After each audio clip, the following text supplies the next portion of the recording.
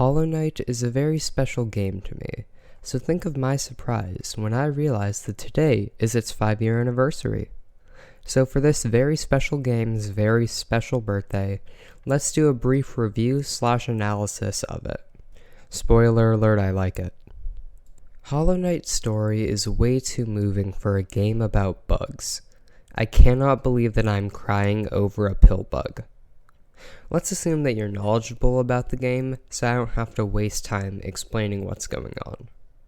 It's a story about hubris and loss, told through a fictional lens of bugs who aren't even bugs. The Pale King wanted to prove his superiority over all other things, even the other worms.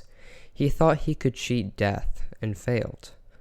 The story gets even more interesting when you consider Moss Prophet's words. Nature suppressed distorts, plagues us, embrace light, achieve union. Implying that the infection was a result of the radiance being sealed away. The Pale King, quite literally, met his destiny on the road he took to avoid it. God, I love symbolism. Hollow Knight also does a great job at showing the difference between the villain and the antagonist. The Radiance is the antagonist, there's no doubt about that. But I also have a hard time calling her the villain, considering the theory that the infection may not be fully her fault, and the Pale King just came in and usurped her, trapping the Radiance away.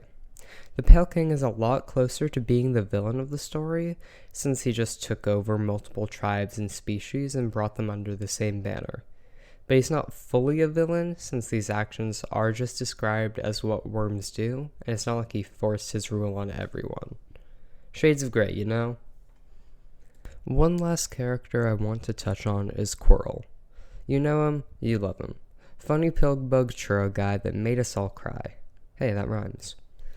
Quirrell, to me, at least, represents the player. He starts out having lost all of his memories, and is just excited to explore this brand new world and its mysteries. We keep encountering him, and in the City of Tears, where we've begun to unravel the mysteries of Hollownest. Here he starts becoming more melancholy, and begins to remember his past. Then, of course, he fights Umu with us, and, spoiler alert, here's the hard truth, ends his life at the Blue Lake. At the Blue Lake, he's more melancholy than ever, but he's happy that he helped the knight along its journey, and finally found the source of all that water. He's pretty representative of the player, since at this point we know the story of Hollownest and our role in it. It's not a happy story with a good ending. It was doomed from the beginning, and it's our job to end the suffering. Hollow Knight is a game about loss, mostly shown by the Pale King and White Lady's actions, and of course the titular Hollow Knight.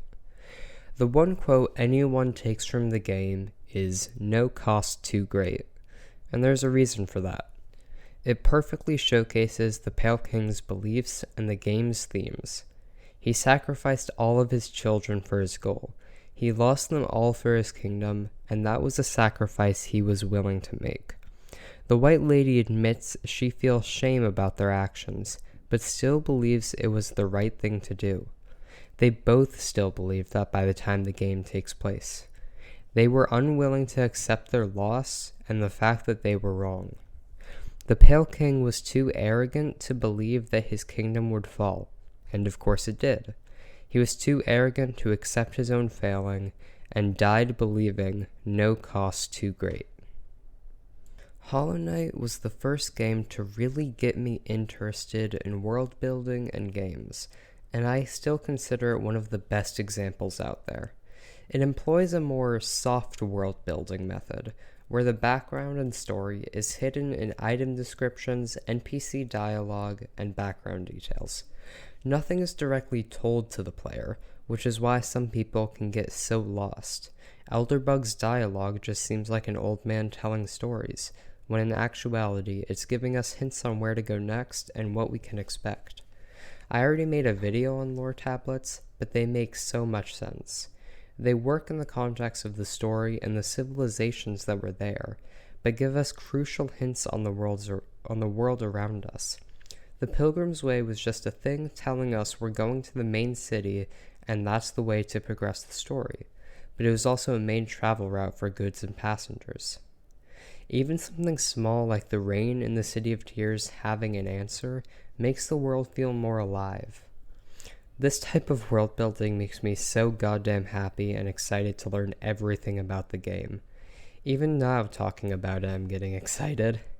This game made me want to create my own world and fill it with my own stories.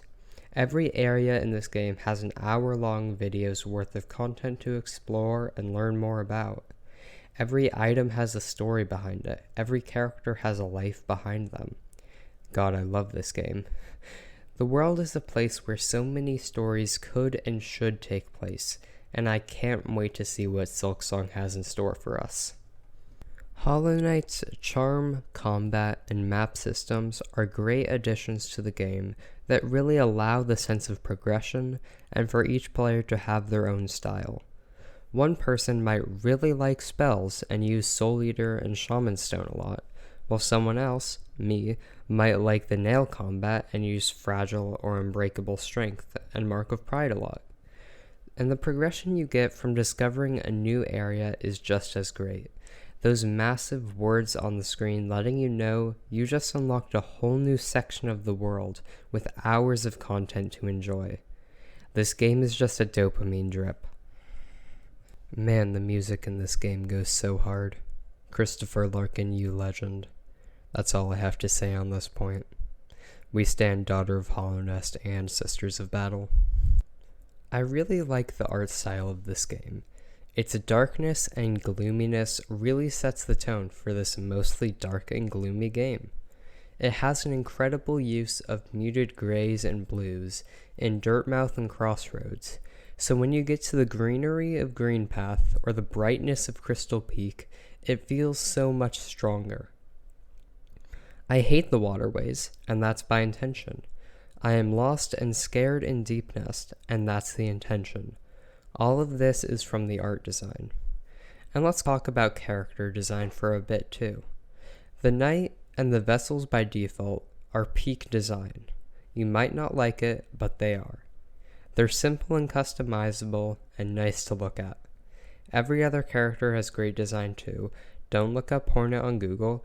They can range from intimidating and mildly hot, like Grim, to Big Slug on his peak design too, don't at me. So, at this point, you might be thinking that I like Hollow Knight, and you'd be right. Even though I don't think I can call it my favorite game anymore, since there's others that have stolen my heart, I count it among the most important games I've played. Hollow Knight was the first game that really got me to think about lore and world building on a deeper and more analytical level. It gave me a great respect for video games as art that I really didn't have before. It led me to meet some great people who I never would have the chance to meet otherwise. So yeah, while it's not my favorite, I think it's the most important game I've played. There's a reason that it's my most played game by 200 hours, not a joke. And of course, Hollow Knight's the reason I have this channel. So there it is. I hope you enjoyed this, and you can bet I'll be making Silksong memes when it comes out.